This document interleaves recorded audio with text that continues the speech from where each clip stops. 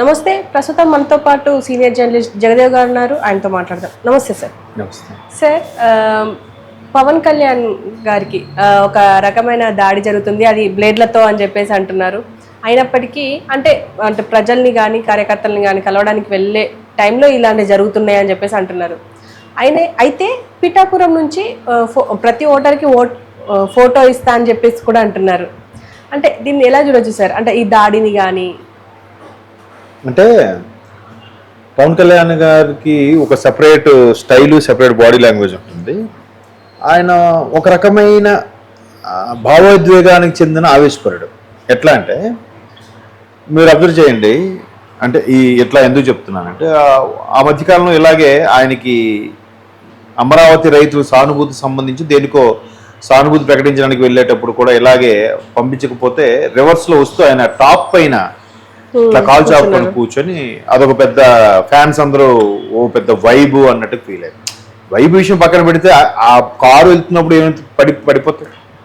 ఒక్కొక్కసారి చిన్న చిన్న దెబ్బలే మేజర్ ఇష్యూ అవుతాయి. అంటే ఒక రకమైన ఆయన అంతే, నేను అనుకుంటే ఇది చెయ్యాలి అనే మొండి మనస్తత్వం, మంచికి చెయ్యాలి. అలాగని ఆయన స్టైలే అంత. ఎక్కువ ఆర్భాటాలు కోరుకోడు, ఎక్కువ ఇది జనరల్గా మీరు అబ్జర్వ్ చేయండి. రాయల్ ఎన్ఫీల్డ్ మీద వెళ్ళినోడే బిల్డప్ ఇస్తూ ఉంటాడు.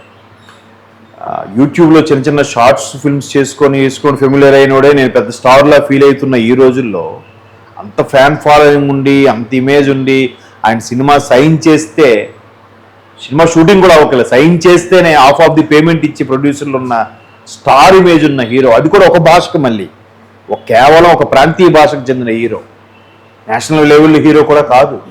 అంత ఇమేజ్ ఉన్న వ్యక్తి ఎలాగైనా చార్టర్ ఫ్లైట్లో తిరగచ్చు కదా, అలా చేయలేదు కదా. అది ఆయన ప్లస్ పాయింట్. తర్వాత గుప్తదానాలు చాలా చేశాడు ఆయన, ఎవరికి చెప్పకుండా పేపర్ ఫోటోలు ఇచ్చి యాడ్లు చేసుకోలే. సో అవన్నీ రాజకీయాలకు వచ్చేసరికి యాడ్ అయ్యి వచ్చాయని. So me coming to the point, అలాంటప్పుడు ఆయన ప్రజల్లో సర్వసాధారణంగా తిరిగేసేవాడు, వెళ్ళిపోయి ఎప్పుడైతే రాజకీయ పార్టీ పెట్టి ఇలా జరిగాయో చాలా వరకు మీరు నమ్ముతారో లేదో రామ్ చరణ్ ఒక స్టేట్మెంట్ ఇచ్చారు. చిరంజీవి గారు అబ్బాయి, బాబాయ్కి ఏమైనా జరిగితే ముందు నన్ను దాటుకుంటూ వెళ్ళాలి అన్నట్టు కూడా స్టేట్మెంట్ ఇచ్చారు. ఇది ఎప్పుడు ఆల్మోస్ట్ రంగస్థలం సినిమా ముందు. అప్పుడు అంటే అప్పుడు కూడా పుకార్లు షికారు చేశారు, పవన్ కళ్యాణ్ని బతకనెవ్వరు, లేపేస్తారు ఆ పార్టీ వాళ్ళు, సమ్ ఎక్స్ అని. అప్పుడు ఈయన రామచంద్ర గారు ఈ స్టేట్మెంట్ ఇచ్చారు. అలాగే చాలా వరకు ఈయన ఒక పార్టీకి ఫేవర్గా ఉంటే ఆ పార్టీ గెలుస్తుంది, లేదా ఈ పార్టీకి ఈయన ఫేవర్గా లేకపోతే ఓడిపోతుంది అనే ఉద్దేశంలో రకరకాల ఏవో రూమర్స్ కూడా వచ్చాయి. సో ఇప్పుడు బ్లేడ్లతో దాడి చేసే అవకాశం ఉందన్నట్టు కూడా ఆయనకి కూడా కొంత ఇంటెలిజెన్స్ లాంటివి ప్రైవేట్ డిటెక్టివ్లో పెట్టుకొని చేయించుకుంటారు కదా. ఇప్పుడు వారాహి ఉంది, వారాహి ఇచ్చినప్పుడు కూడా ఎన్ని హడ్డిల్స్ పెట్టారు, ఎన్ని ఆపడానికి ట్రై చేశారు. ఇప్పుడు ఆయన ఒక ఎమ్మెల్యే కాదు, ఆయన తరపున ఆయన పార్టీ తరపున కానీ కనీసం ఒక వార్డు మెంబర్ కూడా లేడు నాకు తెలిసి. ఎందుకు అంత భయపడటం, ఎందుకందుకు ఆయనకి అన్ని అడుగడుగున ఆటంకాలు క్రియేట్ చేయడం. అప్పుడు చంద్రబాబు గారు అరెస్ట్ అయినప్పుడు కూడా ఆయన కలవడానికి వెళ్తాను అంటే ఆయన పోలీసులు ఆపేసి ఆయన రోడ్డు మీద పడుకున్నాడు. ఆయన అప్పుడు ఆయన జనసేన కార్యకర్తలు వచ్చి ఒక్కొక్కరిని సైడ్ చేసుకుంటూ ఆయన దారి ఇవ్వడం జరిగింది. ఆయన ఏం చెప్పలేదా, బాబు మన వాళ్ళందరూ ఆయన తులగొట్టేయాలి, వాళ్ళందరినీ క్లియర్ చేసేయాలని ఏం అనలేదు. వెళ్ళి సీరియస్గా రోడ్డు మీద పడుకున్నాడు ఆయన అంతే. అంటే ఆ రకమైన అభిమానులు ఉన్నారు ఆయనకి. సో అట్లాంటి వ్యక్తులు ఉన్నప్పుడు ఈ మధ్యకాలంలో అంటే ఆయన ఎప్పుడు ఏ అడ్రస్ వచ్చినా బయటికి అవని ఓపెన్ అవ్వని వ్యక్తి మొన్న పిఠాపురం కన్ఫర్మ్ అయిన తర్వాత ఆయన స్టేట్మెంట్ ఇచ్చుకుంటారో చెప్పిందంటే, నేను ఏదో చేసేస్తాను ఏదో అయిపోతాను కాదు, అభ్యర్థిస్తున్నాను, నన్ను గెలిపించండి అని అన్నాడు. అది కూడా మందర స్వరంతో అన్నాడు ఆయన, నేను అదొక్కటే కోరుకుంటున్నాను అని. సో అలాగా ఇప్పుడు ఆయన ప్రజల్లోకి వెళ్ళి అన్నీ చేద్దాం అనుకుంటుంటే అంతే. ఇప్పుడు చాలామంది వచ్చాడు ఇక్కడ చంద్రబాబు గారికి అమ్ముడిపోయాడు, చంద్రబాబు గారు ఏది చెప్తే అదే చేస్తాడు, దత్తపుత్రుడు అనుకుంటే సినిమాల్లో కూడా ఏదో ఒక ఎంపీగా ఏదో ఉండి రాజ్యసభ ఎంపీగా ఉంటూ సినిమాలు చేసుకుంటూ బిజినెస్ చేసుకుంటే చాలదా? అవుతుంది కదా. ఎందుకు అసలు అవి ఎంపీగా ఉన్నప్పుడు కూడా చాలా సంతకాలు పెడితే వస్తాయి కదా, అలా చేసుకోవచ్చు, సినిమాలు చేసుకోవచ్చు, ఇమేజ్ డ్యామేజ్ అవ్వదు, ఇంత తాపత్రయం ఉండదు, ఎంత కష్టపడే అవసరం లేదు, ఎంత మెంటల్ టెన్షన్ తీసుకోవాల్సిన అవసరం లేదు కదా. సో అలాంటి నేపథ్యంలో ఆయన్ని ఓడించాలని పిఠాపురంలో అవసరమైతే ఇంటికి ఓటుకి ₹1,00,000 ఇచ్చైనా నన్ను ఓడించినా చూస్తానని చెప్పి ఆయన నోటితో ఆయనే చెప్పాడు. ఈయన సీట్ అయినా గెలిపించుకోవాలి, ఖచ్చితంగా ఈసారి ఈయన గెలిపించి తీరాలి అనే కసి కూడా ఉంది ఒకవైపు. చూద్దాం 2 కసిల్లో ఏ కసి పెరుగుతుంది అన్నది. బట్ ఎంతగా లేదన్నా 60,000 నుంచి ₹1,00,000 మెజార్టీ మధ్యలో ఆయనకు వస్తుందని కూడా సర్వేలు చెప్తున్నాయి. ఎందుకు 2 స్థానాల్లో కూడా ఓడిపోయాడు కదా, చాలా స్థానాల్లో పార్టీ అభ్యర్థులకు డిపాజిట్లు కూడా రాలేదు కదా. అయినప్పటికీ పార్టీ నడిపిస్తూనే ఉన్నాడుగా 10 ఏళ్ళుగా. సరిగ్గా 24 ఇది 2013లో 14 పెట్టిన పార్టీ అది, అంతే కదా, ఎలక్షన్స్ ముందు పెట్టిన పార్టీ. సరిగ్గా 10 ఏళ్ళు అయింది పార్టీ పెట్టి. ఆ అనుభవం సరిపోవట్లేదు కార్యకర్తలు. ఇప్పుడు చాలా మంది ఆ వాపును చూసి బలుపు అనుకుంటారు. ఈయన కూడా ఏమంటున్నాడు, ఆయన అభిమానించే యంగ్ స్టార్స్ ఎవరైతే ఉన్నారో వాళ్ళందరూ ఓటర్లు కాదు. పోనీ ఆ పర్టికులర్ సామాజిక వర్గం చెందిన వ్యక్తులు చాలా మంది ఉన్నారు ఓటర్లుగా, వాళ్ళైనా వేస్తారంటే వాళ్ళు కూడా నమ్మలేదు ముందు, ఇప్పుడు నమ్ముతున్నారు. కానీ ఇప్పుడు అదే చెప్తున్నాడు ఆయన, నన్ను ఎందుకో నమ్మలేదు అందుకే 2 స్థానాలకు ఓడిపోయాను కూడా చెప్పాడు. మీ నమ్మకాన్ని ఇక్కడ నుంచి గెలుచుకోవాలి. అలాంటి సందర్భంలో ఏమవుతుందంటే ఆయన్ని కలవాలి, ఆయనతో ఫోటో దిగాలి అనుకునే వాళ్ళు ఇప్పుడు అభివాదం చేసినప్పుడు ఇలా చేయి రాస్తున్నారంట.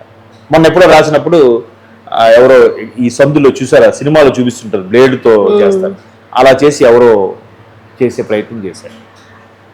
తర్వాత ఇంకెక్కడది భీమవరం సభ సంథింగ్ రాజుల సభ దగ్గర వెనక నుంచి రాళ్ళు రావడానికి కూడా ప్లాన్ చేశారంట వీళ్ళు జన సైనికుల్లో కలిసిపోయి. అది కూడా ఆయన ముందుగా పచ్చగట్టి ఆ సభ క్యాన్సిల్ చేసుకున్నాడు ఆయన. ఇట్లాగా చాలా అడుగుతున్నప్పుడు కొన్ని ఇన్ఫర్మేషన్ వచ్చినప్పుడు జాగ్రత్తలు తీసుకుంటున్నాడు, లేదంటే ఇప్పుడు ఏమవుతుంది, ఆయనకి ఒక రకమైన భద్రత కల్పించాలన్న అంశం కూడా తెర మీదకి వస్తుంది. అయితే దీన్ని కూడా విమర్శించేవాళ్ళు ఎలా ఉన్నారంటే, ఊరికే ఆయనకి భద్రతకి కల్పించుకోవడం కోసం ఎలాగూ బీజేపీతో పొత్తు పెట్టుకున్నాడు కాబట్టి అక్కడి నుంచి ఏమైనా ఆర్డర్స్ వస్తాయనో, ఇక్కడ పోలీసులతో భద్రత పెంచుకోవాలనే ఉద్దేశంతో ఈ విధమైన నాటకాలు ఆడుతున్నాడు అనే వాళ్ళు కూడా ఉన్నారు. ఏదైనా మరి ఆయనకు అంత ఇమేజ్ ఉంది కదా, ఆయనకు కనీసం వార్డు మెంబర్ కూడా లేని పార్టీకి ఆయన ఇచ్చే స్టేట్మెంట్కి ఎందుకు ప్రతిసారి కూడా ఆయన మీదే విమర్శలు గుప్పించినందుకు?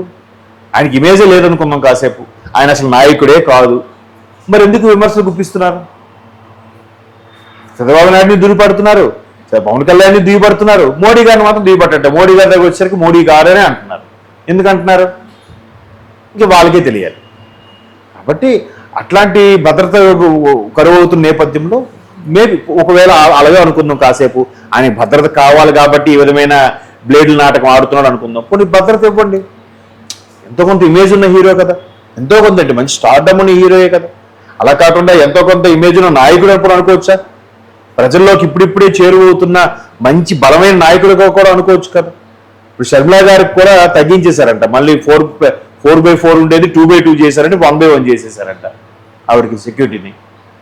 ఆవిడ కూడా మొర్రోం అంటుంది, ఆవిడ కావాలని నన్ను ప్రభుత్వం ఈ విధంగా చేస్తుంది, నన్ను తిరగనివ్వకుండా చేయడం కోసం ఇలా చేస్తున్నాను. పైగా మహిళ కదా, ఆమెకు ఇంకో భద్రత పెంచాలి కానీ తగ్గిస్తారా? ఉన్నది ఉంచేయచ్చు కదా, పెంచకపోయినా పర్వాలేదు, ఎందుకు తీసేయాలి? వీరికి ఎందుకు దారి పొడవునా పెట్టుకోవాలి గార్డ్స్ని, వాళ్ళకి ఎందుకు తీసేయాలి? ఇట్లాంటి రకరకాల అంశాల మీద ఎవరు పార్టీ వాళ్ళకి సానుభూతి ఉంటుంది కాబట్టి అరే మా నాయకులు కూడా ఇస్తే బాగుండు అని చెప్పుండొచ్చు. లేదంటే ఆ పార్టీ వాళ్ళు ఈ విధంగా క్రియేట్ చేశారేమో, అది కూడా చెప్పలేం. కాబట్టి ఇప్పుడు క్యాన్వాసింగ్ రిగ్రెస్గా తిరుగుతుంటారు కాబట్టి ఏదైనా అపాయం ముంచుకొచ్చే అవకాశం ఉండొచ్చు. కాబట్టి ఆయన కూడా జనరల్గా ఆయన ఊరికే నాకు సెక్యూరిటీ ఇవ్వండి అని అనలేదు కదా. ఇంతకుముందు ఏమన్నాడు, నన్ను ఎవడేం చేయలేడు, నేను ఎలాగా తిరుగుతాను, నన్ను ఎవడేం ఏం పీకుతాడో చూద్దాం అన్నట్టు కూడా మాట్లాడాడు పవన్ కళ్యాణ్. నన్ను విమర్శించే వాళ్ళు కూడా చెప్పు చూపించి మాట్లాడాడు. సో దానికి వీళ్ళేమన్నారంటే, ముందు ఆయన చెప్పు చూపిస్తేనే మేము మాట్లాడేమంటున్నారు. ముందు మాట్లాడితే ఆయన చెప్పు చూపించాడు, అది ముందు మాట్లాడని చెప్పట్లే. ఆయన దారుణంగా చెప్పు చూపిస్తేనే ఒక నాయకుడిని అలా మాట్లాడచ్చా అంటున్నారు. వీళ్ళేదో మామూలు మాట్లాడినట్టు విమర్శించేవాళ్ళు. సో ఎవరి వెర్షను దాన్ని ఏమంటారు, ఎవరి ఫేస్ ముఖం వాళ్ళకి కనబడదుగా, ఎవరి వీపు కనబడదు, ముఖం పక్కన పెట్టండి, ఎవరి వీపు వాళ్ళకి కనబడదు. అద్దంలో కూడా చూసుకోలేము వీపుని, ముఖాన్ని అయితే అద్దంలోనే చూసుకోవచ్చు. సో ఎవరి వీపు వాళ్ళకి కనబడదు కాబట్టి అది కూడా రాజకీయాల్లో మరీ ఎక్స్ట్రీమ్ లెవెల్కి వెళ్ళిపోయి తిట్టుకుంటున్నారు కాబట్టి సర్వసాధారణం. సో అలా ప్రత్యర్థులుగా ఉన్నప్పుడు ఒక వ్యక్తికి ఏ స్థాయిలో అయితే అభిమానులు ఉంటారో దానికి రెట్టింపు స్థాయిలో విమర్శకులు కూడా ఉంటారు, శత్రువులు కూడా పెరిగే ఛాన్సెస్ ఉంటాయి ఎవరికి ఇమేజ్ పెరిగినప్పుడు. అలా పెరిగినప్పుడు ఏమవుతుంటే ఎవరైనా ఏదైనా జరగచ్చు అని భద్రత కల్పించడానికి కూడా ఒక డ్రామా అనుకుంటే కనుక తప్పులేదు. భద్రత కల్పించుకోవడానికి కోసం ఎవరు సేఫ్ జోన్ వాళ్ళది, ఎవరు సెక్యూర్ జోన్ వాళ్ళది కాబట్టి చేసినా చేయండొచ్చు. బట్ ఆయన మాత్రం ఒక రకమైన భద్రత కల్పించాలని అనుకుంటున్నాను.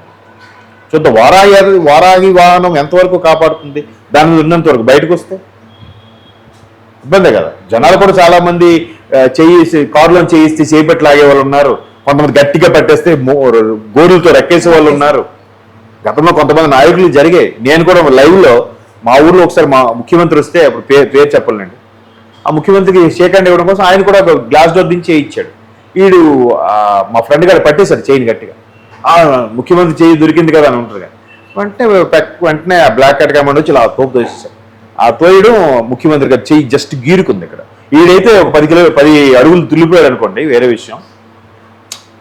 సెక్యూరిటీ వాళ్ళు ఇప్పుడు చూసేవాళ్ళకి ఎలా ఉంటుంది, అమ్మా ఆయనకి ముక్క ఎక్కడ తీసేసాడరా, రక్తం వచ్చేసిందిరా, రకరకాల కళ్ళకల్లగా చెప్పేస్తుంటారు.